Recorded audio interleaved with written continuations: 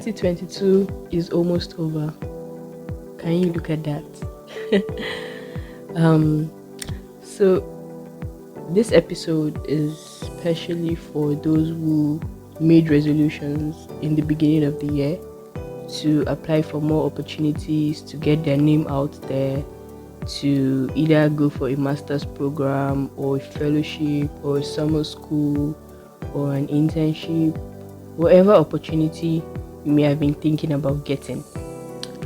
And somehow it's August and you're wondering, where did the time go? Why did my applications not go through the door? So today I'm here to tell you 3 things you might want to look into. The first thing that I noticed about applications in general is that applications are common. Applications are general. Every second, someone is sending out an application to a company or a firm or anything. So how do you stand out?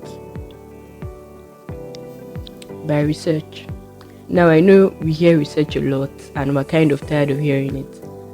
But there's something you really don't know about research, is that it gives you insight that other people may overlook. In fact, most people actually overlook.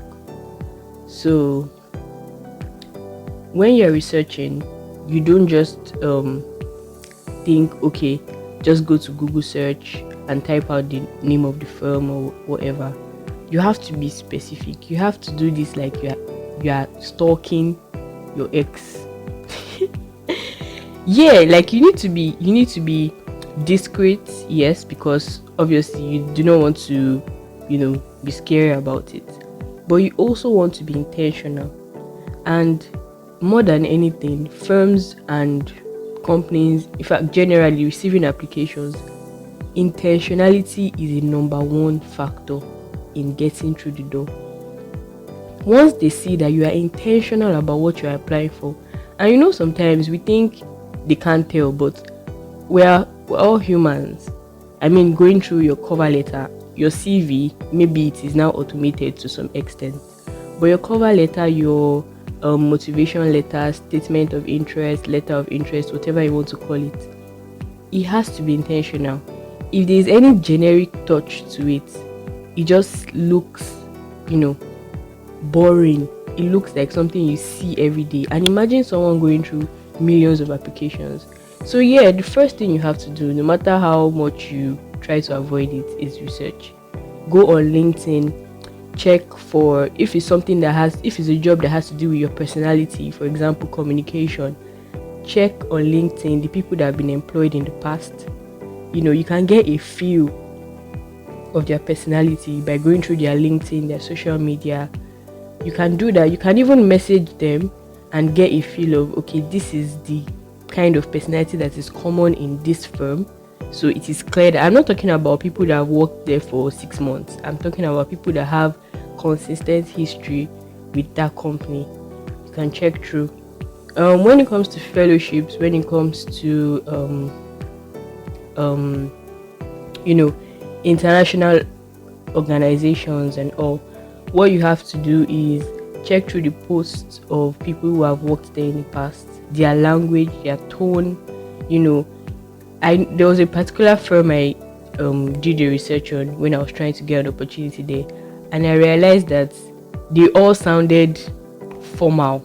And no, let me explain this. Formal in the academic sense, like very serious. Even the normal Instagram post that everyone just put emojis and pictures and reels and stuff, you'll be seeing a whole letter, like paragraph, sentencing, everything. So you could tell that, okay, this is a firm that may have a large number of people who are like this.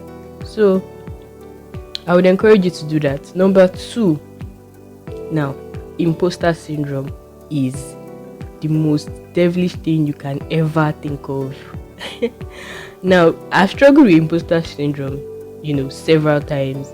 When I apply for opportunities, I start thinking, do I really fit? Am I really good enough? Especially if I have applied before and I didn't get it. Now, you need to understand something. Imposter syndrome is a thing of the mind. Yes. So you overcome with the mind as well. You have to reaffirm to yourself that you are worthy of the opportunity, you deserve the opportunity, and that you are good enough for it. Because why not? In writing cover letters, statements, the competition really is how you express your thoughts, how you express your ideas. So you can't afford to be humble. You can't afford to be, shy. You can't afford to be, to have a low self-awareness of yourself. I don't know if that makes sense, but yeah, you have to be self-aware. You have to know that, okay, this is who I am, these are my strengths, this is what I am good at, and this is unique to me. See, you have to bring out your uniqueness in every application. Make them understand that you really can't find this anywhere. Like, this combination is insane, and I'm telling you that it is the best bet you can go for. So imposter syndrome is a major thing you have to overcome, and it is a major reason why people don't get the applications through the door. The interviewer, the reviewer, or whatever can sense that you're not telling enough, that you are leaving some things back. So they don't really, they're not mind readers. They can't really say, oh, this person has more but he's not saying it. They just feel maybe she's not saying it because she believes that she's not good enough, and cross, that's it. Women, we have been the victims of imposter syndrome for a very long time.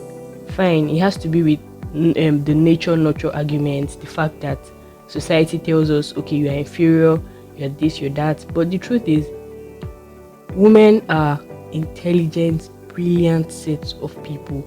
I'm not even saying this because I'm a woman myself. I'm saying this because I have watched women lead.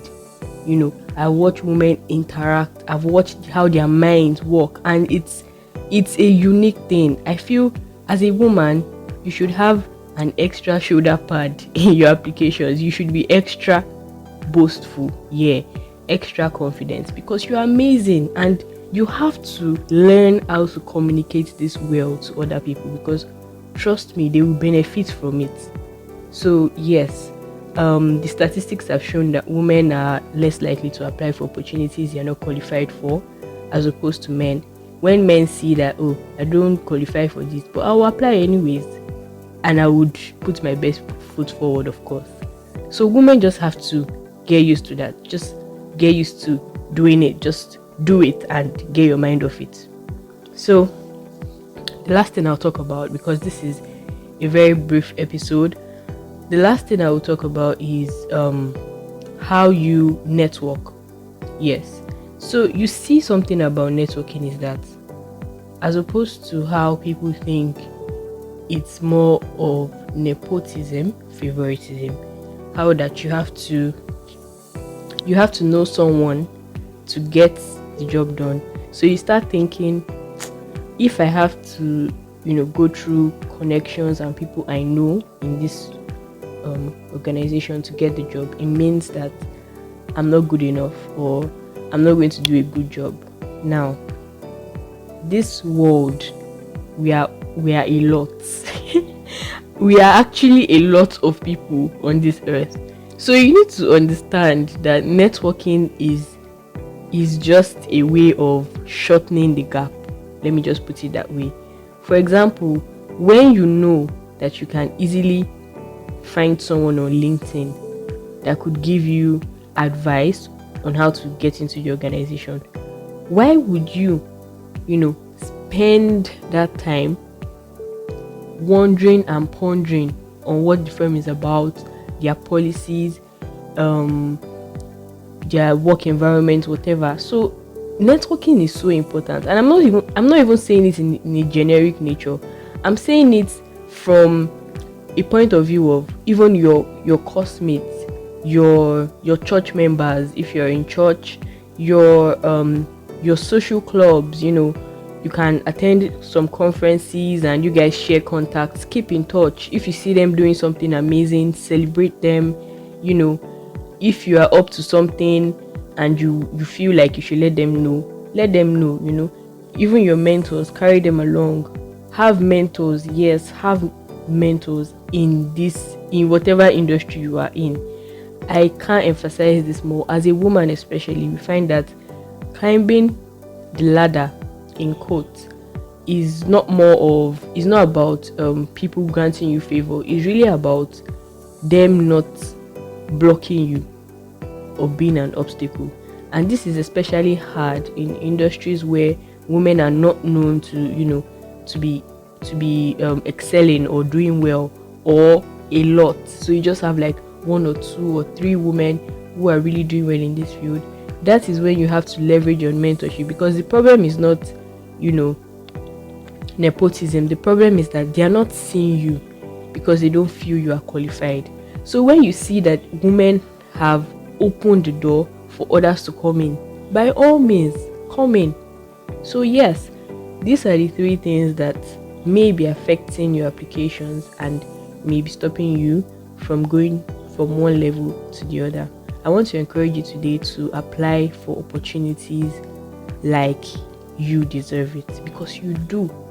That's the truth. You work so hard, you've gained the education you need, the qualifications you need. Even if you think you have not gained as much as you want to, you deserve it. You have skills, transferable skills. So tell your market, be open, be positive, and once they feel this vibe, they'll know that you're the best bet.